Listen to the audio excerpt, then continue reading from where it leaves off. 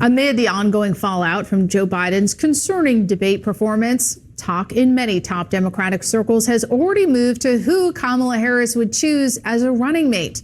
That's how certain a widening group of leading party officials, operatives, and donors are that the president's slow start to salvage his campaign just isn't working. Harris's office updating her schedule yesterday to have her appear with the president for the 4th of July. And we give thanks to our commander-in-chief, the President of the United States, the extraordinary President of the United States, Joe Biden. Ho, ho, ho. Happy Independence Day. All right, guys, so we got to continue our coverage of the destruction of the Democrat Party, okay, because that party is collapsing before our very eyes, and I am very happy to see it. Okay, because a lot of Democrats are concerned about what it means to have Joe Biden, who a lot of people believe is cognitively impaired, at the top of the presidential ticket. Okay, not just what it means for the race, the presidential race, but also what it means for the House races, the Senate races, the governor's races. Okay, these races are very important. And when you have a strong candidate at the top of the ticket, it typically helps out everybody else down ballot. Okay, it is a rising tide lifts all boats type of thing. And again, that is why you have some Democrats that behind closed doors, they're freaking out about Joe Biden because they're freaking out about their jobs, right? They're like, hey, this guy is going to cause me to lose my job. Therefore, he needs to be replaced. And now it seems like Democrats are acknowledging the reality, which is that they can't actually really replace Joe Biden with anybody except Kamala Harris, who already has the support of the black bourgeoisie and the liberal black pastors of America who push liberalism and progressivism, things that are really anti-biblical in my opinion, on their congregation of mostly black women, which is what this pastor did when he basically started to preach the gospel of Kamala, making his argument that having Kamala Harris replace Joe Biden as president is the only way to save black people from having conservative Supreme Court justices send them back to slavery, put black people back in chains. It's about the fact that they also know that if Joe Biden gets reelected in November, at his age and stage, he probably won't stay in the presidency for another 4 years. And if he doesn't, guess who emerges back to the seat of the presidency? Another African American, and this time it's a sister who went to Howard University, who's an AKA. Y'all may as well shout back at me in here. I need about 50 people to stand on your feet to say, that's intelligence. You gotta read between the lines. That's the greatest fear right here. Because if this happens, we can reclaim DEI. We can reclaim critical race theory and put our content back in textbooks to teach the truth about a racist history in America. If this happens, we can reclaim the Supreme Court, because right now they control the Supreme Court and they will put 2 more judges on it to make sure we go back to the plantation. I want to ask, who here wants to go back to the plantation? Tell somebody it's not time to go back. Yeah, so you see now, you heard that. Now, this disgraceful pastor here is essentially making the argument that Kamala Harris becoming president would be great for this country because it would allow the Democrats to push woke propaganda on children in schools, including racial hate and division, which is what critical race theory is. This guy seems to be celebrating that. But I wonder, does this pastor know that a part of the woke agenda is also the pro-LGBTQ agenda that Democrats want to also push on children? I wonder if the pastor supports that, right? That is a question that I want to ask this pastor, because that's certainly what Kamala Harris supports. Okay, I wonder, does this pastor support that? But anyways, you have Democrats who, are thinking about rallying around Kamala Harris. You see a way for President Biden, perhaps through these interviews or standing in front of a crowd of reporters without a teleprompter answering questions, do you see a way for him to regain the confidence of your party and its voters? Well, Boris, there's not a lot of time, and that narrative is, pretty established now. It wasn't just one debate, and so it's going to be very difficult for this president to undo it. And I will say this, my colleague Jim Clyburn said something very important. If President Biden decides that in the interests of defeating Donald Trump and saving this democracy and the free world from everything he represents, that he is ready to pass the torch, it needs to be, and I think should be, Vice President Harris at the top of the ticket. And I can imagine any number of really compelling people that could round out a winning ticket with Vice President Harris, a ticket that would bring all kinds of enthusiasm and excitement to this race and put us in a position to win it. Okay, and part of the reason why has to do with the polls from the liberal media seemingly showing that Kamala may have a better chance than Biden and anybody else that Democrats could put forward of beating Trump. I think she's a talented woman and someone who should be in the mix, but this is not a matter of just passing the mantle to her. If Biden makes the decision to step aside, senior Democratic advisors tell CNN, he is expected to immediately throw his support behind Harris and ask delegates to do the same. Former presidents and party leaders will be asked to follow suit in hopes of avoiding a contentious fight. A more open race, advisors hope, would be for Harris's running mate, with a focus on leading Democratic governors. Harris has long taken a leading role in prosecuting the case against Donald Trump. Let us be very clear about who is responsible. Former President Trump handpicked 3 Supreme Court justices because he intended for them to overturn Roe.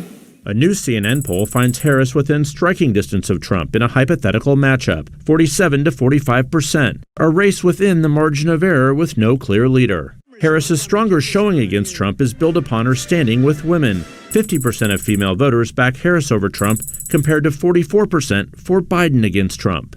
And among independents, 43% backing Harris, just 34% for Biden. As we talk to voters like Maureen Glenn in Wisconsin, Harris's name often comes up when Democrats express concern about Biden's age. Even if something were to happen to Biden, I have every faith in Kamala Harris, and I think that Biden or Kamala Harris has a sense to follow a qualified and good cabinet of leaders, and as a team that they can run the country well. Yeah, so you've seen that, you heard that. There's a full court press from the mainstream liberal media in order to have Joe Biden replaced with Kamala Harris. Now, again, I don't think it's going to be Gavin Newsom or Josh Shapiro or some other Democratic governor. I personally don't think that Biden is going to step down. However, I could be wrong about that. I don't know at this point, okay? Because Biden says he's not going to do it, right? I believe his family really wants to stay in power no matter what. And up until this point, Democrats have not had that much confidence in Kamala that she would actually be able to beat Trump. She actually really doesn't have much to bring to the table outside of her genitalia and her race in regards to why she should be president of the United States, okay? And if she was to replace Joe Biden, there would still be questions about why was she complicit in the cover-up of Joe Biden's mental condition. So the way that the president's demeanor in that report was characterized could not be more wrong on the facts and clearly politically motivated, gratuitous. Are being had among the people that would step up if Biden stepped aside. Yeah, Kamala Harris is the clear front runner, and it's not clear who, if anybody, would actually challenge her for the nomination. But the thing is that she, we talked about credibility. She's going to have to, first of all, answer the fact that she's been one of the main public validators of his health. You remember after her report, she went out there and said he is with it. He is commanding everything in the room. She's going to have to sit down and answer tough questions. I mean, we talked about Joe Biden hasn't really been out there with reporters. Kamala Harris, besides that initial CNN and MSNBC interview right after the debate, she hasn't really been out there answering questions. And they're going to be, if Joe Biden drops out, the first week that she is out there is going to be critical. Because if there's any signs of chinks in the armor, there are many, as you just said, there are many people in the wings that are ready to pounce as soon as. Yeah, so I think this guy brings up a very fascinating point, okay? He's basically saying, listen, if Kamala Harris takes over, she will be immediately asked about why was she complicit in the cover-up of Joe Biden, aka why did she lie to the media? Why did she lie about the Robert Hur report, basically saying that, yes, Joe Biden is not in a good state, but yet she claims that behind closed doors, somebody that she spends a ton of time with, by the way, oh, he's fine, right? He's clicking on all cylinders and everything is great, which, again, would bring up questions about her judgment and her credibility, right? Not that this administration had any credibility, but I'm just saying, clearly you can see that somebody like Kamala Harris saying that Biden's in great shape, despite knowing that he's not, that means that she's willing to lie, right? Or that her ability to judge should be seriously questioned. Again, it's not going to be easy for her, assuming the mainstream liberal media does their job when Kamala Harris, or if Kamala Harris, takes over for Joe Biden. Now, here's also the problem with Kamala Harris, okay? The problem with Kamala Harris is that Kamala Harris has not really been in the spotlight before in a way that is unscripted, okay? The way that Joe Biden was at the CNN debate. And as you guys can see, Democrats who are off script, they tend to fall apart. Kamala Harris, in my opinion, is going to have the same problem that Joe Biden has, which is that the more that people see her talk, the more that people are going to think, hey, there's something wrong upstairs. And one of the reasons why is because every time she talks, it seems as if she's high, right? That she hit the gravity bong before doing the interview or the press conference. I love Venn diagrams. I really do. I love Venn diagrams. It's just something about those three circles and the analysis about where there is the intersection, right? Yeah, I see people that you agree with me, right? So, okay, so I asked my team, I brought props. Because when we think about the strength of our democracy, you know, I think that there's a duality to the nature of democracy. When it's intact, oh, it's so strong. I can imagine what can be and be unburdened by what has been, you know? What can be unburdened by what has been? What can be unburdened by what has been? Leaders have to lead, and Plastic we can straws adapt. are a big thing right now. Yeah. Do you ban plastic straws? I think we should.